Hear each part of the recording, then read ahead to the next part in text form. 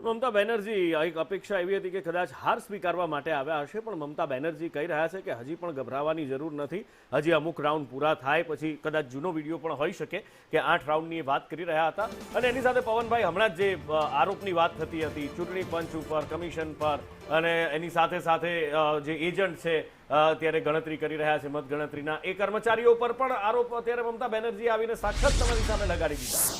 આપે કહ્યું એ પ્રમાણે હાર તો સ્વીકારવાની એમની શક્તિ પણ નથી, અને અત્યાર સુધી એ લોકોએ જે આતંક મચાવી, જે સત્તા ચલાવી છે, એટલે હાર સ્વીકારી શકે સીધી રીતે એ માનવામાં આવશે નહીં.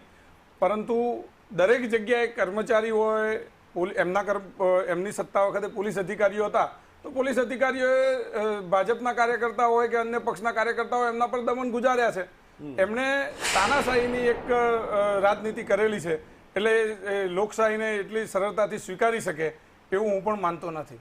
અચ્છા, ચલો ઠીક છે કે આ તાનાશાહી તમે સમજો છો તો ખરા કે કોને કહેવાય. એટલે મને લાગે છે કે બીજા રાજ્યોમાં કદાચ જે આરોપ તમારા પર લાગે છે ત્યાં આ તો એક વાત છે. એમણે જે અત્યાર સુધી તાનાશાહી કરી છે એની વાત કરું છું. એમણે જે 15 વર્ષમાં જે તાનાશાહી કરી, જે સરકાર ચલાવી, તમે કદાચ એ તાનાશાહીની વાત કરું છું. જ્યાં કાર્યકર્તાઓને મારવામાં આવ્યા, મારી નાખવામાં આવ્યા, તમે 2 દિવસ ઉપર જ કોડીનારની અંદર તમે ભારતીય જનતા પાર્ટીની તાનાશાહી જોઈ લીધી. એક ઉદ્યોગપતિને ઘરેથી ઉઠાવવામાં આવે, એટલે લાશોની ઢેર ઉપર બનેલી ભારતીય જનતા પાર્ટીની સરકાર છે, સામે ટીએમસી પર લાશોની ઢેર ઉપર બનેલી સરકાર છે. છેલ્લા 2 દિવસમાં તમે કોડીનારની અંદર પણ ભારતીય જનતા પાર્ટીની તાનાશાહી જોઈ શકો છો. ગુજરાતની અંદર પણ મારા દસક્રોઈ તાલુકાની વાત કરું તો પોલીસ પ્રશાસનનો ખોટો દુરુપયોગ કરીને ઉમેદવારને દબાવવાની તાનાશાહી તમે ભારતીય જનતા પાર્ટીની જોઈ શકો છો. ટીએમસી ને તમે લાશોના ઢેર ઉપર વાત કરી હોય તો તમે સપોર્ટ કેમ કરી રહ્યા છો? પશ્ચિમ બંગાળમાં કોંગ્રેસ 282 વિધાનસભા જે 293 સીટો છે એની ઉપર ઇલેક્શન લડી રહ્યું છે. કોંગ્રેસ કોઈ પાર્ટીને સપોર્ટ કરી રહ્યું નથી. કોંગ્રેસનો પોતાનો વોટ શેર વધે. તમે ઇન્ડી અલાયન્સમાં છો કે નથી? પહેલા તો અમે ઇન્ડી અલાયન્સની અંદર ગઠબંધન કેન્દ્ર પૂરતું હતું. રાજ્ય પૂરતી જ્યારે વાત આવે ત્યારે કોંગ્રેસ પોતાનું સ્વતંત્રપણે કોંગ્રેસ પોતાનું ઇલેક્શન લડી રહ્યું છે, અને કોંગ્રેસ 293 પર પોતાના કેન્ડિડેટ લડાવી. તો સૌથી ચિંતાજનક પરિસ્થિતિ છે. જ્યારે પશ્ચિમ બંગાળની વાત કરીએ તો પશ્ચિમ બંગાળમાં કોંગ્રેસનો વોટ શેર વધ્યો છે.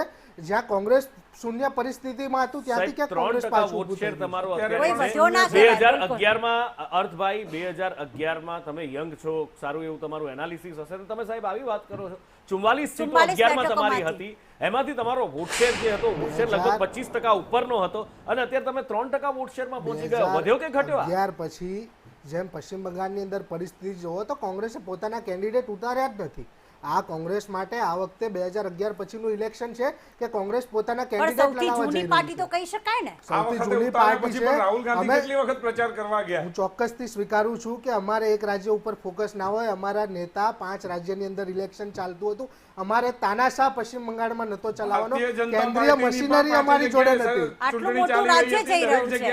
અમારા ભારતીય જનતા પાર્ટીમાંથી અમારા દેશના વિપક્ષના નેતાને લોકોની ચિંતા હોય. કોંગ્રેસની કદાચ દેશના લોકોની વાત મૂકવાની ચિંતા હોય. કોંગ્રેસની સ્ટ્રેટેજી કંઈક અલગ હશે, કંઈક અલગ રીતે લડવા માંગતા હશે, અલગ રીતે કરવા માંગતા હશે, એવું આપણે માની લઈએ. અર્થભાઈ જે કહી રહ્યા છે એનો સાર કાઢીને. પણ રીનાબેન, અત્યારે ભાજપની જો આપણે એક ટેન્ડન્સી જોઈએ, એક એનું ચરિત્ર જોઈએ, અથવા તો ભૂતકાળ જોઈએ, અથવા ઇતિહાસ જોઈએ, તો એક વાત ઉડીને આંખે વળગે છે કે એકવાર બંગાળમાંથી જે ગયું એ પાછું નથી આવી શકતું. એ સામ્યવાદી હોય, ડાબેરી હોય, અને હવે મમતા. શું લાગે છે? બિલકુલ વાત છે. તમે જુઓ કે પશ્ચિમ બંગાળમાં ડાબેરીનો ગઢ ગણાતો હતો, અને સતત તમે જુઓ કે એમનું કોન્સ્ટન્ટ રાજ્ય હતું. ત્યાં એવું નહોતું લાગતું કે કદાપી કોઈ પણ સેન્ધ મારી શકશે. પરંતુ પાછલા 15 વર્ષથી તમે જુઓ કે પાછલા 15 વર્ષમાં તમે જુઓ કે મમતા બેનર્જી પોતે તમે જુઓ કે એનો જે કહી શકાય કે ગઢ બનાવ્યો હતો. અને ત્યાં તમે જુઓ કે લોકલ વ્યક્તિ ચહેરાના નામે જ ચૂંટણીઓ લડાતી હતી.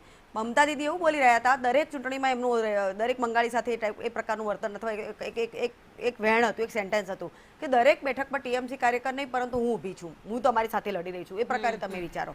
ત્યાં તમારે લોકલ કંઈ પણ કામ કરાવવું હોય તો તમે સીધાના બદલે કાર્યકરો થકી જ તમે તમારું કામ કરાવો. જે લોકલ બોડીનું હોય, મતલબ કે આખા કોર્પોરેશનનું કોઈ કામ હોય તો તમારે કરાવવાનું હોય તો પણ એ તમે કાર્યકર થ્રુ કરાવો. એટલે એ હદે એમનો કંકુશ હતો. એક વાત તો એ હતી. અને પ્રજા સાથે એક પ્રકારનું એક કનેક્શન હતું કે તો લોકો ત્યાં વિકાસની રાજનીતિ કે એવું કંઈ જોતા જ નહોતા અત્યાર સુધી.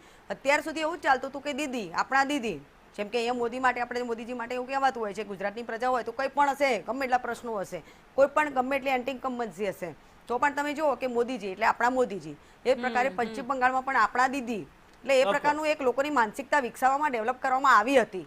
એટલે મમતા દીદીને આ વખતે એટલો ભરોસો હતો કે નહીં આ વખતે પણ હું ચૂંટાઈને તો આવીશ, પરંતુ મતદાન પછી તમે જો અપસેટ તમે જો તો જણાતા જ હતા, કેમ કે મતદાનની જે પેટર્ન હતી, જે પ્રકારે લોકોનો રિસ્પોન્સ હતો એ પરથી એમને થોડો ખ્યાલ આવી જ ગયો હતો, એટલે થોડા ડિપ્રેશન પણ જણાતા હતા. બિલકુલ. આ વખતે જે ગઈ વખતે 2021માં જે તાકાતથી મમતા બેનર્જીને આપણે જોયા હતા, એ તાકાત આ વખતે મમતા બેનર્જીની નથી દેખાઈ. હવે એ આઈપેક ઉપર પડેલા દરોડા હોય કે પછી મમતા બેનર્જીને કોર્ટ કચેરી, ઈડી કે પછી ઇલેક્શન કમિશનર, SIR આ બધામાં ઉલઝાવીને રાખવાની ભારતીય જનતા પાર્ટીની સ્ટ્રેટેજી હોય, વોટ એવર, પણ એ મમતા બેનર્જી દેખાયા નહોતા. કદાચ બની શકે કે પાછલી 2021ની ચૂંટણીમાં જે 77 બેઠક અને એ પછી ભાજપનું એ ગણિત સ્ટ્રેન્થ સમજી પણ ગયા હોય, પણ ખેર હવે ઉજવણીના રંગ શરૂ થવાના છે અને એક એક રંગ આગળ આપને બતાવતા રહીશું અને અપડેટ્સ આપતા રહીશું. સૌથી પહેલા